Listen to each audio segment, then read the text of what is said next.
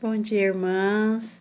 Para mim é um privilégio estar aqui para deixar uma mensagem para vocês nesse domingo, a pedido da presidente Beth.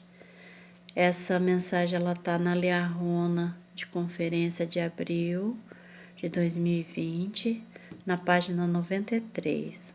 Ela foi dada pelo Elder Dalen H. Oaks, né? E é uma bela mensagem. Eu gostei muito dela e vou compartilhar com vocês. Espero que vocês também tenham o mesmo privilégio que eu de gostar da mensagem. Eu não sou uma boa professora não, nem uma boa em palavras, mas vou tentar deixar aqui um pouquinho para vocês, tá bom? E ele começa aqui falando que mesmo em meio às provações, aos desafios, né, nós somos verdadeiramente abençoados, né? Alegramos-nos com a visão do Pai, do Filho, né, que deu início a esta restauração, ao livro de Mórmon, que testifica a respeito de Jesus Cristo e de sua doutrina, e somos renovados, né, com a alegria da realidade da revelação dada aos profetas e a nós individualmente. Quando o pai apareceu a José Smith e disse: "Este é meu filho amado, ouve-o", né? Foi quando começou a restauração. E também o presidente Russell M. Nelson, quando ele falou para nós, ele nos convidou, na verdade, a nos unirmos em jejum e oração, né? Para minimizar os efeitos atuais e futuros de uma pandemia mundialmente desalentadora. Também falou que aqueles que em oração estudarem a mensagem da restauração e do propósito que ela tem, nós vamos ter o próprio testemunho, né? E vamos estar nos preparando para a segunda vinda do Salvador Jesus Cristo.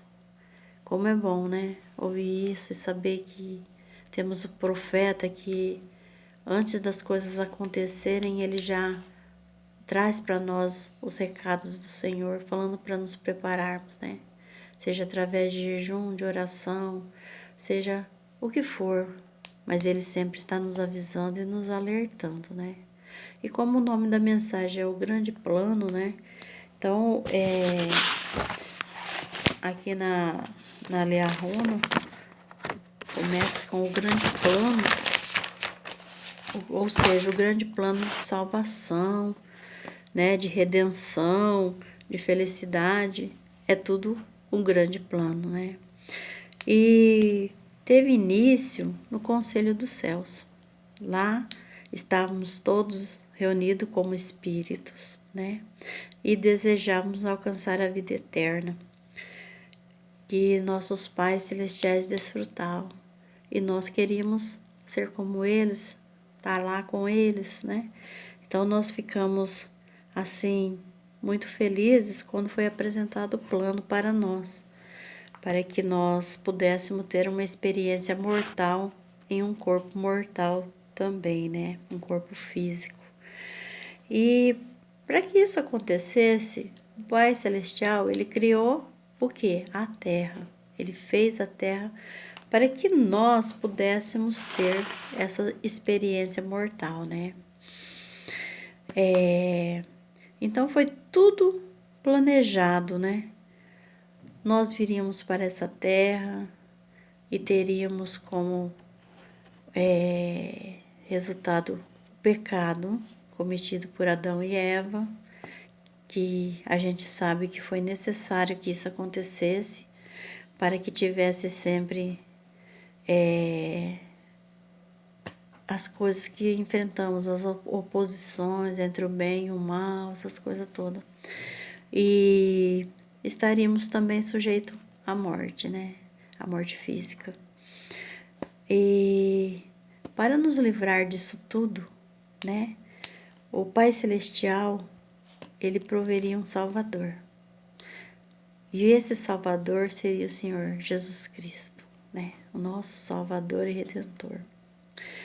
E Ele redimiria todas as pessoas da morte com seu sacrifício expiatório. Ele pagaria o preço necessário para que todos nós nos tornássemos limpos do pecado, segundo as condições prescritas para promover nosso crescimento, né? A expiação de Jesus Cristo desempenha um papel central no plano do Pai. No Conselho dos Céus foi apresentado a todos os filhos espirituais de Deus o plano do nosso Pai, inclusive as provações, as consequências, a ajuda celestial e o glorioso destino delineado nesse plano. Vimos o fim desde o princípio. Todos os incontáveis mortais que nasceram nessa terra escolheram o plano do Pai e lutaram por ele na contenda celestial que se seguiu, que todos nós sabemos, né, do que teve lá, que teve 2 filhos e um queria toda a glória para ele e esse foi descartado. Mas Jesus Cristo, ele queria a glória para o Pai Celestial. Então, ele foi o escolhido, ele é o nosso Redentor, né? E somos muito gratos por ele, por ele ter feito isso por nós, né? Porque nós não poderíamos fazer isso, nem que quiséssemos, né? E nós fizemos convênio lá com o nosso Pai Celestial, do que faríamos aqui na mortalidade. Só que nós passamos pelo véu e acabamos esquecendo essa promessa que nós fizemos lá. Então, nós temos a ajuda de quem? Do Espírito Santo, das Escrituras, para estarmos nos lembrando das promessas que lá fizemos, né? O propósito da vida mortal e o crescimento pós-mortal que poderia vir a acontecer posterior é que os filhos de Deus se tornem como Ele é, né? Esse é o propósito. E nós temos que ser como Ele é. Temos que nos tornar como Ele é. Nós aprendemos aqui nessa terra e vamos continuar aprendendo na próxima. A nossa vida, ela não termina aqui. Ela continua. Ela continua após a morte. Porque o que na verdade morre é o corpo, né? O espírito, ele não morre. Ele continua. Ele é de eternidade a eternidade. Então, o Senhor, Ele quer que nós continuamos, né, com o plano, que Ele quer que alcançamos a condição de alegria, de felicidade eterna, né? E nos tornemos seres purificados pela expiação de Jesus Cristo, para que possamos habitar na presença do Pai e do Filho. E possamos desfrutar aquilo que mais almejamos, a exaltação, né? E para que possamos alcançar a exaltação, é necessário que façamos algumas coisas aqui nessa terra, né? Porque se nós não fizermos, nós não vamos conseguir. O plano divino para nos tornarmos o que estamos destinados a nos tornar exige que façamos escolhas para rejeitar a oposição do mal que tenta os mortais a agir contrariamente aos mandamentos de Deus e ao seu plano. Então, o Senhor, Ele nos deu mandamentos para cumprirmos aqui nessa terra. E cabe a nós cumprirmos esses mandamentos, né? Os convênios que fazemos no templo, o casamento que fazemos aqui, fazemos no templo, tudo isso nós temos que fazer, né? O plano revela nosso destino na eternidade, o propósito e as condições de nossa jornada na mortalidade e a ajuda celestial que recebemos. Os mandamentos de Deus nos alertam a não nos colocarmos em situações de perigo. Os ensinamentos de líderes inspirados guiam o nosso caminho e nos dão garantias que facilitam nossa jornada eterna. O plano de Deus nos dá 4 grandes garantias para nos ajudar durante a jornada da mortalidade, né? A primeira, ela nos garante que por meio do seu sofrimento pelos pecados dos quais nos arrependemos, podemos ser limpos desses pecados, né? Então, o misericordioso juiz final deles não mais se lembrarão. A partir do momento que aceitamos o Evangelho, entramos na água do batismo, nos batizamos, recebemos a confirmação do Espírito Santo, o dom do Espírito Santo. E depois vamos ao templo, fazemos nossos convênios, honramos tudo que prometemos fazer e continuamos firmes sem cometer mais pecados e nos arrependermos diariamente, porque somos fracos. O Senhor não mais se lembra de nossos pecados. Ele dá essa promessa, né? A segunda parte da expiação do nosso Salvador, ele tomou sobre si todas as outras enfermidades mortais. Isso nos permite receber ajuda e força divinas para suportar os inevitáveis fardos da mortalidade, tanto pessoais como os que atingem muitas pessoas, tal como uma guerra, uma epidemia, assim como nós agora estamos passando pela pandemia, né? Nessas horas, o Senhor nos ajuda a ficarmos fortes, a perseverar, né? O livro de Mórmon nos dá a mais clara descrição escriturística desse poder essencial da expiação. O Salvador tomou sobre si as dores e as enfermidades de seu povo. E tomará sobre si as suas enfermidades, para que se lhe encham de misericórdia as entranhas, segundo a carne, para que saiba, segundo a carne, como socorrer seu povo, de acordo com suas enfermidades. A terceira, o Salvador, por meio de sua expiação infinita, revoga o caráter definitivo da morte e nos dá a garantida felicidade de que todos nós ressuscitaremos. Então, olha a promessa maravilhosa, né? Que nós temos. Se formos fiéis e seguirmos firme no propósito que temos, nós ressuscitaremos. O livro de Mórmon ensina, esta restauração acontecerá com todos, tanto velhos, como jovens, como escravos, como livres, tanto homens como mulheres, tanto iníquos como justos. E não se perderá um único cabelo de sua cabeça, mas tudo será restaurado à sua perfeita estrutura. Já pensou que maravilhosa promessa é essa? De que tudo será restaurado?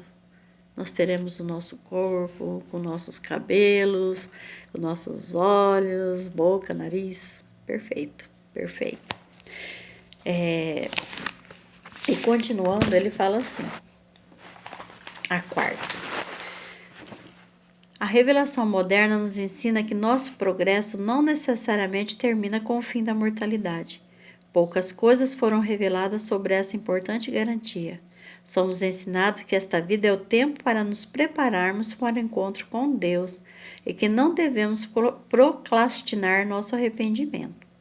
Também aprendemos que no mundo espiritual, o Evangelho é pregado até mesmo aos iníquos e aos rebeldes que haviam rejeitado a verdade. E aqueles que são ensinados lá podem se arrepender antes do juízo final, né? Para ver como que a misericórdia do Senhor é tão grande, né? Mesmo que aqueles que são injustos, que não aprenderam, não tiveram oportunidade, eles são ensinados lá e eles podem ser perdoados. Então, essa é uma promessa maravilhosa, uma bênção enorme, né? O Evangelho restaurado de Jesus Cristo nos dá uma perspectiva única sobre assuntos como a castidade, o casamento e a criação dos filhos. Ele ensina que o casamento que é realizado de acordo com o plano de Deus é necessário para cumprirmos o propósito do plano de Deus, providenciarmos o local divinamente escolhido para o nascimento mortal e prepararmos os membros da família para a vida eterna. O casamento foi instituído por Deus para o homem, diz o Senhor, para que a terra cumpra o fim de sua criação. Então, a gente sabe que o Senhor, ele preparou o homem e a mulher para se casarem e dessa forma os filhos virem, né? Essa é a forma para se ter uma família eterna. O casamento aqui nessa terra, o casamento feito no templo, que é o selamento, para essa vida e para toda a eternidade. Essa é a segurança que nós temos, que devemos fazer, né? E sabemos que o Senhor retornará e que haverá um milênio de um reino pacífico para encerrar a parte mortal do plano de Deus. Sabemos também que haverá ressurreições diferentes dos justos e dos injustos, com o juízo final de cada pessoa, sempre após sua ressurreição. E seremos julgados segundo nossas ações, os desejos de nosso coração e o tipo de pessoa que nos tornamos. Esse julgamento levará todos os filhos de Deus a seguir em direção a um reino de glória para o qual sua obediência os qualificou e para onde se sentirão confortáveis. O juiz de tudo isso é nosso Salvador Jesus Cristo.